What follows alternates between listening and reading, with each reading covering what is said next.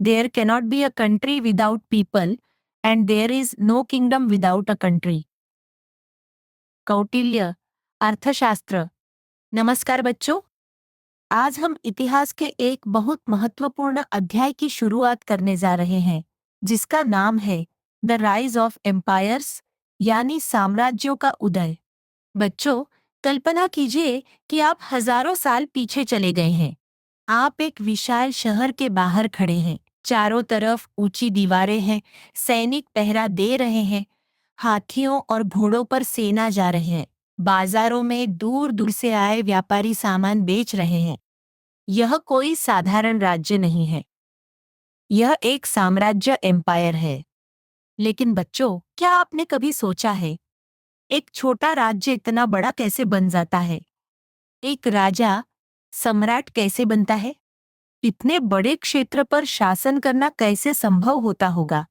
आज हम इन्हीं सवालों के जवाब जानेंगे। Landing on the outskirts of the great city, a little dizzy, they saw a girl talking to a person on horseback, dressed in strange clothes. कहानी शुरू होती है दो बच्चों, भाविशा और ध्रुव से। वे एक अद्भुत यात्रा करते हुए एक महान प्राचीन शहर के बाहर पहुंचते हैं। वहां वे एक लड़की को देखते हैं जो घोड़े पर बैठे एक व्यक्ति से बात कर रही है। My name is Ira, daughter of Kanhadas the iron smith, welcome to Paliputra. उस लड़की का नाम था इरा। वह बताती है कि वह कन्हादास की बेटी है जो लोहार का काम करते हैं। वह उनका स्वागत करती है प्राचीन भारत के एक महान शहर पाटलिपुत्र में। बच्चों, पाटलिपुत्र प्राचीन भारत का एक बहुत महत्वपूर्ण नगर था। यह बाद में मौर्य साम्राज्य की राजधानी भी बना। Shh, keep your voices down. Do you see those soldiers marching past? They're heading to battle against a neighboring kingdom that has been troubling us. Ira बच्चों से कहती है कि धीरे बोलो। वह उन्हें सैनिकों की ओर दिखाती है जो युद्ध के लिए जा रहे हैं। क्योंकि पड़ोसी राज्य से खतरा था, इसलिए राजा अपनी जनता की रक्षा के लिए सेना भेज रहा था। बच्चों, यहाँ हमें एक महत्वपूर्ण बात समझनी है। एक राजा का काम केवल शासन करना नहीं था, उसे अपने राज्य की सुरक्षा भी करनी पड़ती थी। इसके लिए उसे चाहिए था मजबूत सेना, अच्छे हथियार, सुरक्षित किले और व्यवस्थित प्रशासन। My father helped forge many of the swords they carry, and my uncle is one of the soldiers in the group. Ira बताती है कि उसके पिता ने सैनिकों की तलवारें बनाने में मदद की है और उसका चाचा भी सेना में है। इससे हमें पता चलता है कि प्राचीन समाज में अलग अलग लोगों की अलग अलग भूमिकाएं थीं। कुछ लोग खेती करते थे, कुछ व्यापार करते थे, कुछ हथियार बनाते थे और कुछ सेना में सेवा करते थे। The group watches as an impressive procession of soldiers cross a sturdy drawbridge leading out of the city. बच्चे देखते हैं कि सैनिक एक मजबूत पुल से होकर शहर से बाहर जा रहे हैं। इस पुल को ड्रॉब्रिज कहा जाता था। यह ऐसा पुल होता था जिसे जरूरत पड़ने पर ऊपर उठा दिया जाता था ताकि दुश्मन शहर में प्रवेश न कर सके। What kind of bridge is this? And is there a river below? ध्रुव पूछता है, यह कैसा पुल है? क्या इसके नीचे नदी है? This bridge keeps us safe. It's lifted whenever there is a danger of attack on the city. Ira समझाती है कि यह पुल शहर की सुरक्षा के लिए है। जब दुश्मन के हमले का खतरा होता था, तो ये उठा लिया जाता था। No, it's not a river. It's a moat. वह बताती है कि नीचे नदी नहीं, बल्कि मोट है। मोट यानी किले या शहर के चारों ओर बनाई गई गहरी खाई जिसमें पानी भरा होता था। इससे दुश्मनों के लिए किले तक पहुंचना कठिन हो जाता था। बच्चों, प्राचीन शहरों की सुरक्षा के लिए ऐसी व्यवस्था बहुत महत्वपूर्ण थी। शहरों के चारों ओर मजबूत दीवारें, पहरेदार खाइया और प्रवेश द्वार बनाए जाते थे। Can you see those hills and forests in the distance? They provide us with timber, herbs, and many other valuable resources. हीरा दूर के जंगल और पहाड़ दिखाती है। वह बताती है कि जंगलों से लकड़ी, औषधियां और कई उपयोगी चीजें मिलती हैं। हाथियों को भी जंगलों से पकड़कर प्रशिक्षित किया जाता था ताकि वे सेना में काम आ सकें। बच्चों, यहाँ हमें समझना चाहिए कि किसी साम्राज्य की शक्ति केवल उसकी सेना से नहीं होती थी। उसे प्राकृतिक संसाधनों की भी जरूरत होती थी, जैसे उपजाऊ भूमि, जंगल, खनिज, पशु और व्यापार के साधन। यही चीजें किसी राज्य को शक्तिशाली बनाती थीं। It's a cave, our king is getting it carved out for a community of monks. Hira एक गुफा दिखाती है। वह बताती है कि राजा उसे साधुओं और भिक्षुओं के रहने के लिए बनवा रहा है। इससे पता चलता है कि उस समय धर्म और शिक्षा के केंद्रों को भी महत्व दिया जाता था। As they move through Patliputra, they take in its splendor, towering wooden ramparts with watchtowers, majestic palaces and buildings, lively streets. बच्चों, अब भाविशा, ध्रुव और ईरा पाटलिपुत्र शहर के अंदर जाते हैं। वे देखते हैं कि शहर कितना शानदार है। वहां ऊंची लकड़ी की दीवारें हैं, पहरे के लिए मीनारें हैं, बड़े बड़े महल हैं और लोगों से भरी हुई सड़कें हैं। यह हमें बताता है कि उस समय के शहर कितने विकसित थे। Ira gestures towards a bustling market filled with traders from distant lands. Ira बच्चों को एक व्यस्त बाजार दिखाती है। इस बाजार में दूर दूर से आए व्यापारी मौजूद हैं। बच्चों, एक बड़ा साम्राज्य केवल सेना से शक्तिशाली नहीं बनता। उसकी असली ताकत होती है व्यापार, आर्थिक व्यवस्था और अलग अलग क्षेत्रों से संबंध। You must visit our main market before you leave. Our king welcomes travellers from all over. Ira कहती है कि पाटलिपुत्र के मुख्य बाजार को जरूर देखना चाहिए, क्योंकि वहां दुनिया के अलग अलग हिस्सों से लोग आते हैं। You'll get silk from China, spices and gems from the south, fine clothes from different regions. There's nothing you won't find in Patliputra. बाजार में चीन से रेशम आता है, दक्षिण भारत से मसाले और कीमती पत्थर आते हैं। भारत के अलग अलग क्षेत्रों से सुंदर कपड़े आते हैं। मतलब पाटलिपुत्र एक बड़ा व्यापारिक केंद्र था। बच्चों, इससे हमें पता चलता है कि प्राचीन भारत में व्यापार बहुत विकसित था। लोग केवल अपने गांव या राज्य तक सीमित नहीं थे। वे दूर दूर के क्षेत्रों से सामान लाते और बेचते थे। What are those people over there doing? आज ध्रुव। ध्रुव कुछ लोगों को देखकर पूछता है कि वे क्या कर रहे हैं। Oh, these are street acrobats. They build human pyramids, sing and dance, or act in short plays to entertain people. Ira बताती है कि वे कलाकार हैं। वे खेल दिखाते हैं, गाना गाते हैं, नृत्य करते हैं और छोटे नाटक करते हैं। कभी कभी वे राजा के सामने भी प्रदर्शन करते हैं। बच्चों, इससे हमें उस समय के सामाजिक जीवन के बारे में जानकारी मिलती है। लोगों के जीवन में केवल काम और युद्ध ही नहीं था, मनोरंजन, कला और संस्कृति भी महत्वपूर्ण थे। Your king sounds very powerful, remark Bhavishya. Does he rule the region around Pataliputra? Bhavisha कहती है कि तुम्हारा राजा बहुत शक्तिशाली लगता है। क्या वह केवल पाटलिपुत्र के आसपास के क्षेत्र पर शासन करता है? Much more than that, answered Ira. He rules over a vast land far far beyond this city. Ira जवाब देती है कि नहीं, उसका राजा केवल इस शहर पर नहीं, बल्कि बहुत बड़े क्षेत्र पर शासन करता है। उसके अधीन बहुत सारे गांव, शहर और छोटे राज्य हैं। That sounds bigger than just a kingdom. What do you call it? Bhavish समझती है कि यह केवल एक राज्य नहीं हो सकता।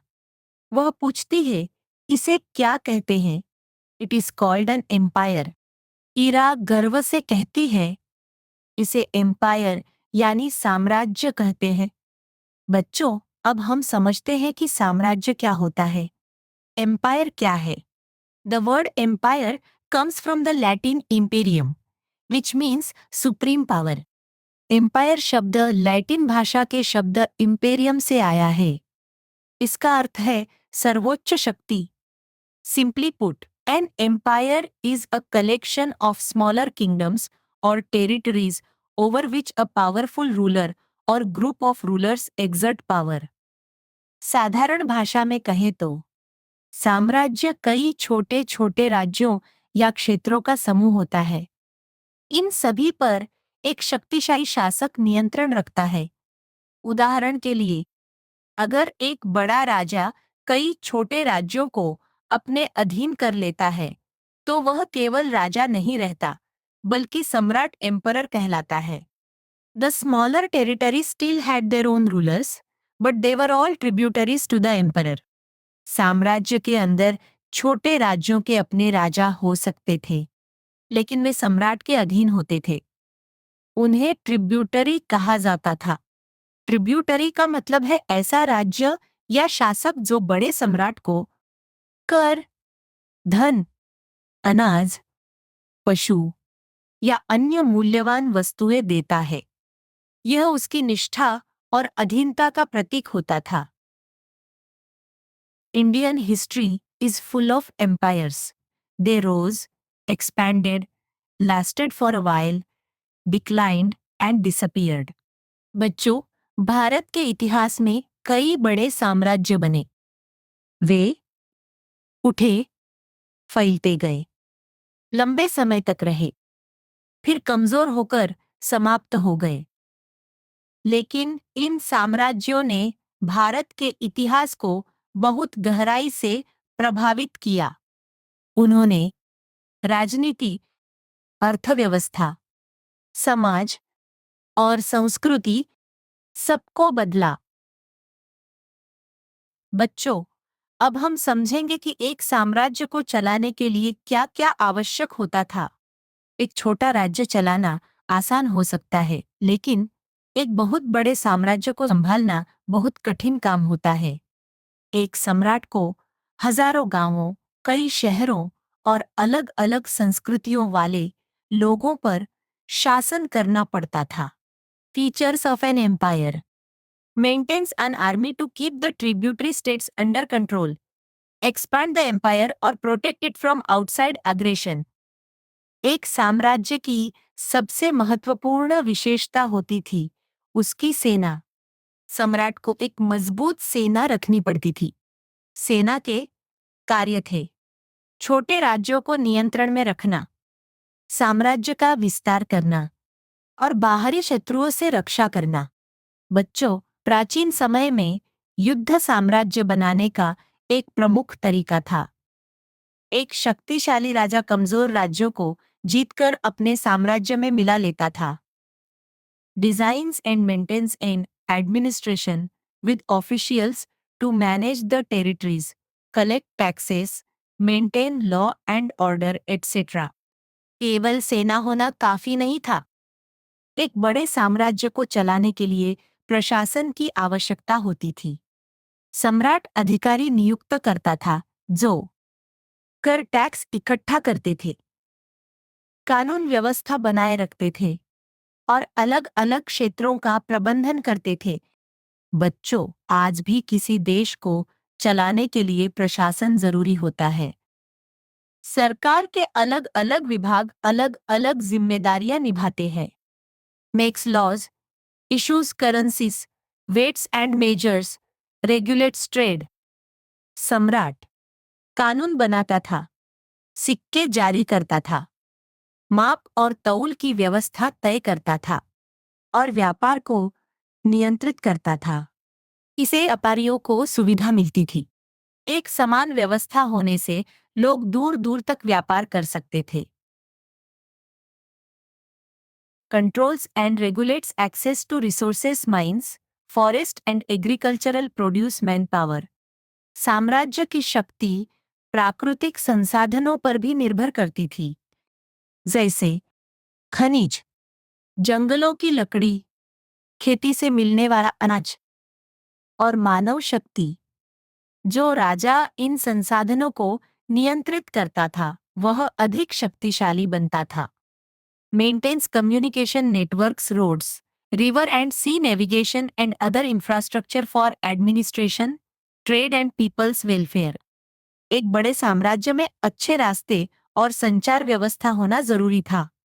इसके लिए सड़कें बनाई जाती थीं, नदियों के रास्ते उपयोग किए जाते थे, समुद्री यात्रा को बढ़ावा दिया जाता था, क्योंकि अगर राजधानी से दूर किसी क्षेत्र में समस्या हो जाए तो राजा तक सूचना पहुंचनी चाहिए और व्यापार भी आसानी से चलना चाहिए। Encourages art, literature, religions, schools of thought, centres of learning. एक अच्छा साम्राज्य केवल धन और सेना पर ध्यान नहीं देता था। कला, साहित्य, शिक्षा और धर्म को भी संरक्षण दिया जाता था। इसी कारण प्राचीन भारत में कला, वास्तुकला, शिक्षा केंद्र और नए विचारों का विकास हुआ। बच्चों, अब एक प्रश्न सोचते हैं। इतने बड़े साम्राज्य बनाना इतना कठिन था, तो राजा साम्राज्य क्यों बनाना चाहते थे? इसके कई कारण थे। पहला कारण था शक्ति और प्रसिद्धि। कुछ राजा चाहते थे कि उनका नाम इतिहास में हमेशा याद रखा जाए। दूसरा कारण था संसाधनों पर नियंत्रण। बड़ा क्षेत्र होने से अधिक भूमि, धन, खनिज और व्यापार पर नियंत्रण मिलता था। तीसरा कारण था आर्थिक और सैन्य शक्ति बढ़ाना। अधिक संसाधन मिलने से राजा बड़ी सेना रख सकता था।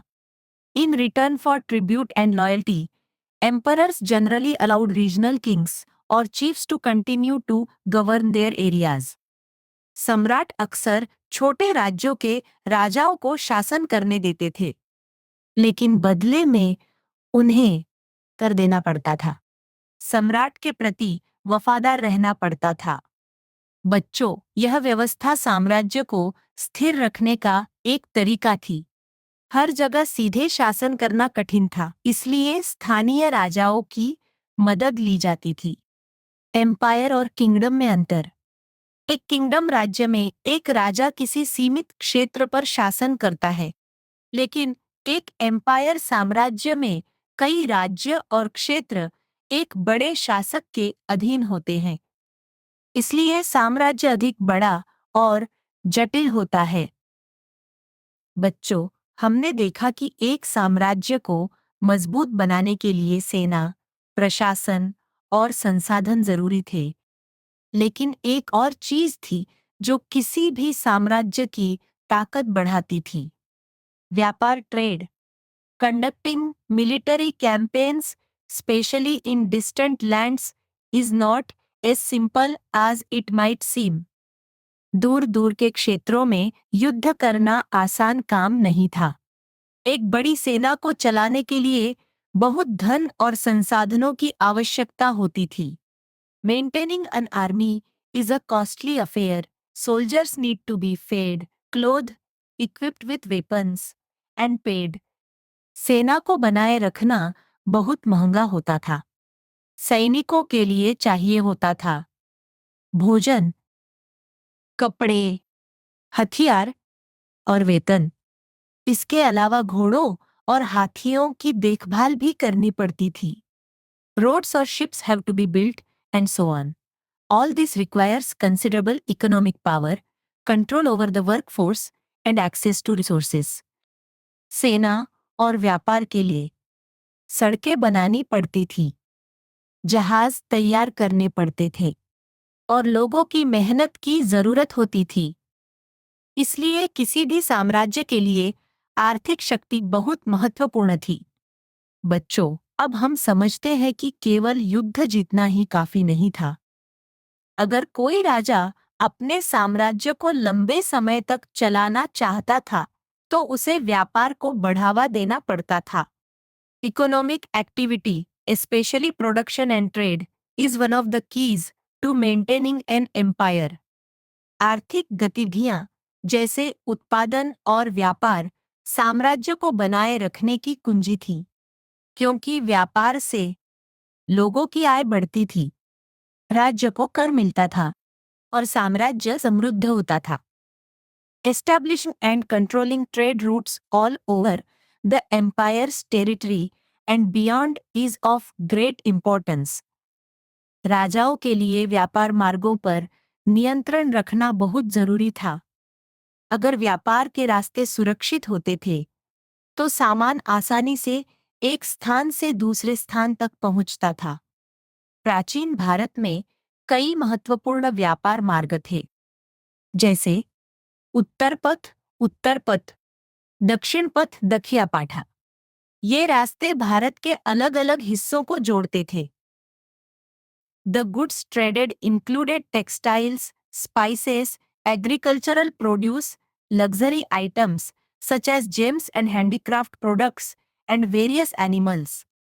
प्राचीन भारत में कई प्रकार की वस्तुओं का व्यापार होता था, जैसे कपड़े, मसाले, कृषि उत्पाद, कीमती पत्थर, हस्तशिल्प वस्तुएं और पशु।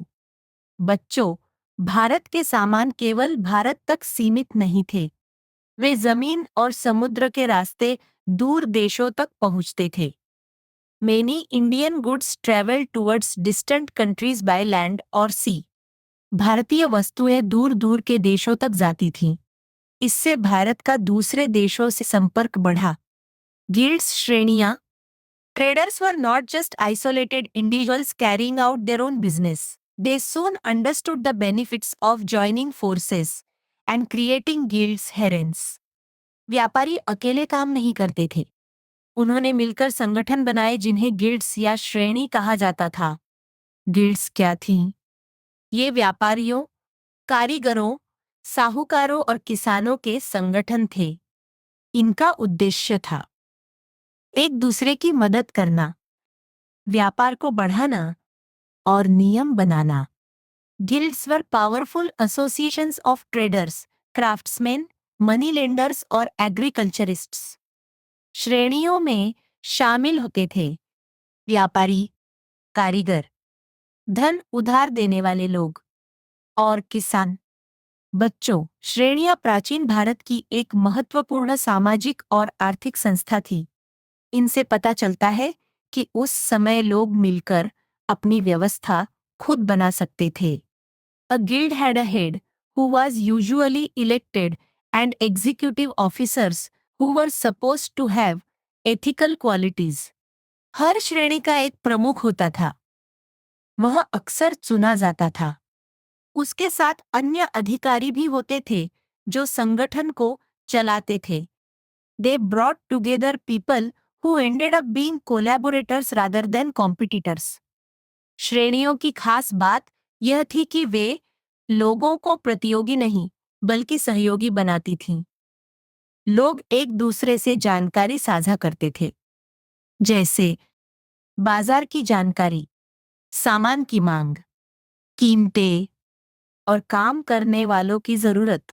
इससे सभी को फायदा होता था। Guilds had the autonomy to create their own internal rules. श्रेणियों को अपने नियम बनाने की स्वतंत्रता भी थी। राजा आम तौर पर उनके काम में हस्तक्षेप नहीं करता था, क्योंकि अगर व्यापार अच्छा चलता था तो पूरे राज्य को लाभ मिलता था।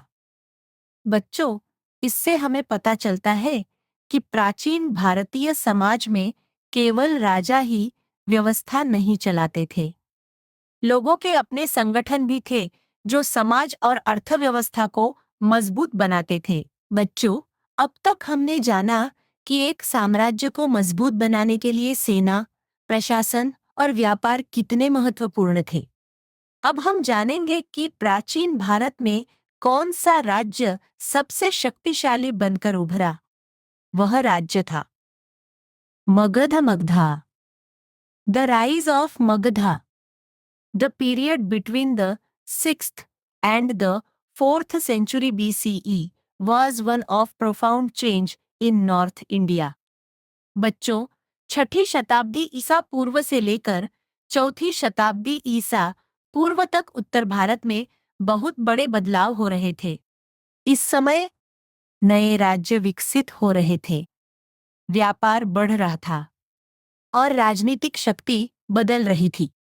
We briefly visited the 16 Mahajanpadas earlier, those large kingdoms of North and Central India with their assembly system. इस समय भारत में 16 महाजनपद थे। ये बड़े बड़े राज्य थे जिनमें शासन की अलग अलग व्यवस्थाएं थीं। इनमें से एक महाजनपद धीरे धीरे सबसे शक्तिशाली बन गया। उसका नाम था Magadh. Magda, modern day South Bihar and some adjoining areas, rose in importance and set the stage for the fusion of many kingdoms into India's first empire. Magadh वर्तमान दक्षिण बिहार और आसपास के क्षेत्रों में स्थित था। धीरे धीरे इसकी शक्ति बढ़ी और आगे चलकर इसी क्षेत्र से भारत का पहला बड़ा साम्राज्य बना। बच्चों, अब सोचिए, मगध ही इतना शक्तिशाली क्यों बना? इसके पीछे कई कारण थे। Magadha was located in the resource-rich Ganga plains, with fertile land, abundant forests for timber and elephants. Magadh Ganga के उपजाऊ मैदानों में स्थित था। यहाँ बहुत सारी सुविधाएं थी, उपजाऊ जमीन, जंगलों से लकड़ी, हाथी और प्राकृतिक संसाधन। बच्चों, उपजाऊ भूमि का मतलब था ज्यादा खेती। ज्यादा खेती से ज्यादा अनाज मिलता था और ज्यादा अनाज से जनसंख्या बढ़ती थी। सेना को भोजन मिलता था और राज्य की आय बढ़ती थी। Also remember how the use of iron transformed other technologies such as agriculture and warfare. हमें याद रखना चाहिए कि लोहे की तकनीक ने कृषि और युद्ध दोनों को बदल दिया था। Iron ore and other minerals from the nearby hilly regions proved crucial for the expansion of the kingdom. अध्यय Magadh के आसपास के पहाड़ी क्षेत्रों में लोहे और अन्य खनिजों की उपलब्धता थी। लोहे के कारण बेहतर कृषि उपकरण बने, मजबूत हथियार बने और सेना अधिक शक्तिशाली हुई। The use of iron plows to till the land increased agricultural produce. लोहे के हल से खेती करना आसान हुआ। इससे कृषि उत्पादन बढ़ गया। बच्चों, जब खेती से अधिक अनाज पैदा होता है तो उसे सरप्लस प्रोडक्शन कहते हैं। इस अतिरिक्त उत्पादन से व्यापार बढ़ता है, शहरों का विकास होता है और राज्य मजबूत होता है। Lighter and sharper iron weapons strengthened the capabilities of the army. लोहे के हथियार कांसे के हथियारों से बेहतर थे। वे हल्के, तेज और अधिक प्रभावी थे। इससे सेना की शक्ति बढ़ी। The Ganga and Son rivers provided a geographical advantage for trade, as they could be used for transportation. Ganga और सोन नदियां भी मगध के लिए बहुत लाभदायक थी। इन नदियों का उपयोग यात्रा, सामान ढोने और व्यापार के लिए किया जाता था। बच्चों, नदियां प्राचीन समय में आज की सड़कों जैसी थीं। वे लोगों और सामान को एक जगह से दूसरी जगह ले जाती थीं। The flourishing trade boosted the empire's income and contributed to Magadha's rise. बढ़ते हुए व्यापार से मगध की आय बढ़ी और यही उसकी शक्ति का एक बड़ा कारण बना। Early kings of Magadha. Powerful early kings such as Ajtahatru played a crucial role in establishing Magadha as a dominant center of power. Magadh के शुरुआती शक्तिशाली राजाओं में से एक थे अजातशत्रु अजताशत्रु। उन्होंने मगध को एक शक्तिशाली राज्य बनाने में महत्वपूर्ण भूमिका निभाई। बच्चों, यह वही समय था जब दुनिया के दो महान धार्मिक विचारक भी जीवित थे, सिद्धार्थ गौतम, जो आगे चलकर बुद्ध कहलाए, वर्धमान, जिन्हें महावीर कहा गया। उन्होंने समाज और जीवन के बारे में नए विचार दिए। Nanda dynasty. Around the 5th century BCE, Mahapadma Nanda rose to prominence in Magadha and founded the Nanda dynasty. लगभग 5वीं शताब्दी ईसा पूर्व में महापद्म नंद मगध में शक्तिशाली बने। उन्होंने नंद वंश की स्थापना की। He successfully unified many smaller kingdoms and extended his empire across parts of eastern and northern India. Mahapadma नंद ने कई छोटे राज्यों को अपने अधीन कर लिया। इससे मगध का क्षेत्र और शक्ति दोनों बढ़ गए। As the economy thrived, he began issuing coins, demonstrating his economic power. जब अर्थव्यवस्था मजबूत हुई तो नंद शासकों ने सिक्के जारी किए। यह उनकी आर्थिक शक्ति का प्रमाण था। We also learn from Greek accounts that the Nanda dynasty maintained a large army. यूनानी स्रोतों से पता चलता है कि नंद वंश के पास एक बहुत बड़ी सेना थी। लेकिन समय के साथ नंद वंश का अंतिम राजा धन नंद धनानंदा लोकप्रिय नहीं रहा। लोगों में असंतोष बढ़ा और यही आगे चलकर एक नए साम्राज्य के उदय का कारण बना। बच्चों, हमने देखा कि मगध धीरे धीरे एक शक्तिशाली राज्य बन रहा था। अब हम जानेंगे कि इसी समय भारत के उत्तर पश्चिम क्षेत्र में क्या हो रहा था।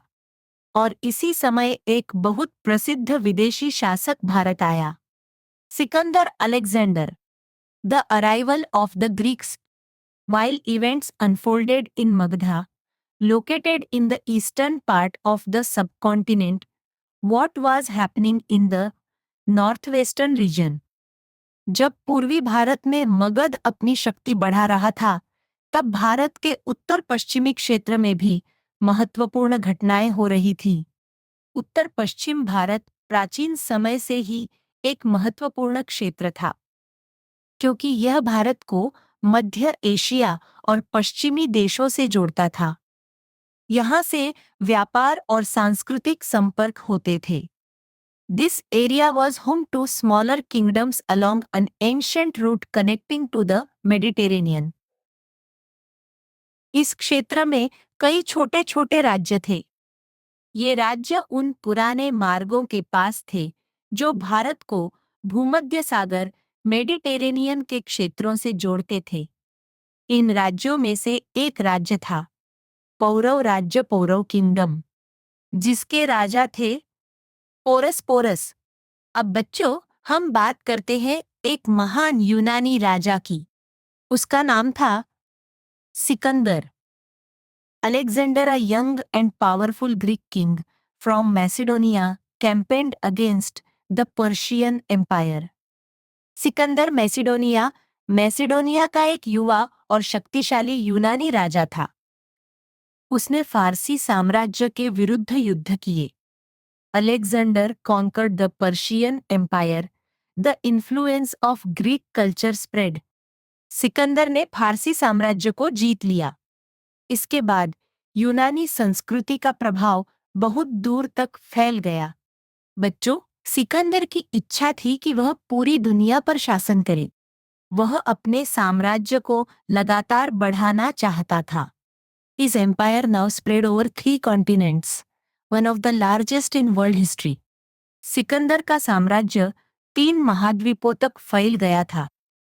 यह उस समय के सबसे बड़े साम्राज्यों में से एक था। Alexander's campaign in India. Eager to reach the end of the world, Alexander pushed on further east and brought his campaign to India. Sikandar आगे पूर्व की ओर बढ़ता गया।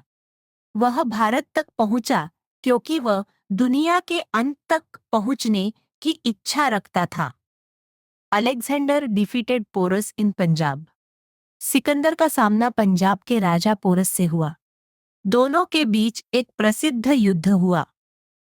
लेकिन बच्चों, पोरस ने बहुत बहादुरी से युद्ध किया। उसकी सेना में हाथियों का भी उपयोग हुआ। Alexander himself was seriously wounded in a battle. एक युद्ध में सिकंदर खुद भी घायल हुआ। Greek records mention that in a few battles, women fought side by side with their men. यूनानी लेखों में यह भी लिखा है कि कुछ युद्धों में महिलाओं ने भी पुरुषों के साथ मिलकर लड़ाई की। बच्चों, सिकंदर की सेना भारत के अंदर और आगे जाना चाहती थी, लेकिन धीरे धीरे सैनिक थक गए। Tired and homesick, his soldiers lost the will to fight and refused to move deeper into India. लंबी यात्राओं और युद्धों से सैनिक थक गए थे। उन्हें अपने घर की याद आने लगी, इसलिए उन्होंने आगे बढ़ने से मना कर दिया। Alexander and part of his army retreated to Persia. इसके बाद सिकंदर और उसकी सेना वापस फारस की ओर लौट गई। लेकिन वापस जाते समय उन्हें बहुत कठिनाइयों का सामना करना पड़ा। रेगिस्तान, भूख, प्यास और बीमारियों के कारण बहुत से सैनिकों की मृत्यु हुई। Alexander and Porus. बच्चों, सिकंदर और पोरस की मुलाकात इतिहास की प्रसिद्ध घटनाओं में से एक है। कहा जाता है कि युद्ध के बाद सिकंदर ने पोरस से पूछा, how do you wish to be treated? तुम्हारे साथ कैसा व्यवहार किया जाए? पोरस ने उत्तर दिया, लाइक अ किंग, एक राजा की तरह। सिकंदर पोरस की वीरता से प्रभावित हुआ, इसलिए उसने पोरस को उसके राज्य का शासक बने रहने दिया। द जिम्नोसोफिस्ट्स। अब बच्चों, सिकंदर की मुलाकात भारत के कुछ ज्ञानी लोगों से भी हुई। यूनानियों ने उन्हें कहा जिम्नोसोफिस्टिस, अर्थात नंगे दार्शनिक।